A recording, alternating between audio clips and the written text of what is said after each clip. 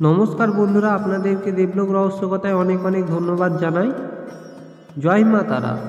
আজ মহাকৌশিকী অমাবস্যায় সকলকে আমার তরফ থেকে অনেক শুভেচ্ছা ও অভিনন্দন ও ভালোবাসা জানাই।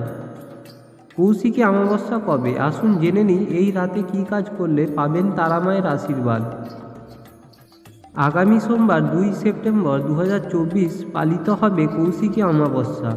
তন্ত্র সাধনার জন্য এই দিনটি অত্যন্ত গুরুত্বপূর্ণ। জেনে নিন কৌশিকী অমাবস্যা রাতে কোন কাজ করা জরুরি। ভাদ্র মাসের অমাবস্যা তিথি কৌশিকী অমাবস্যা নামে পরিচিত। পুরাণ অনুসারে এদিন দেবী শুম্ভ ও নিশুম্ভকে বধ করেছিলেন।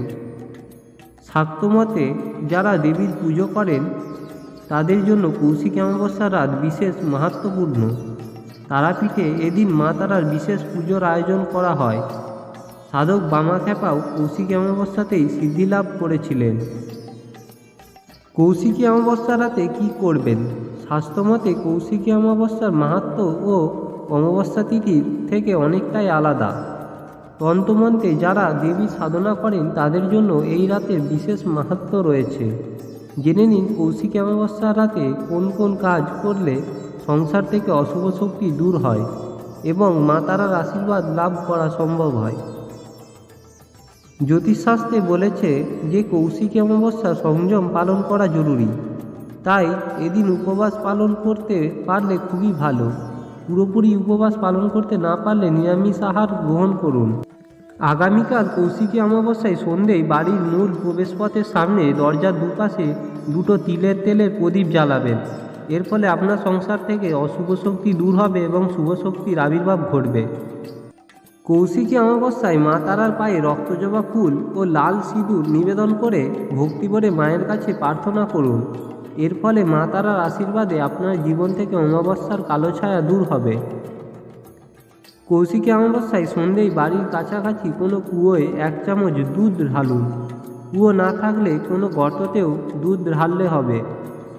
এর ফলে মা তারার আশীর্বাদে জীবনের সব বাধা বিপত্তি দূর হবে।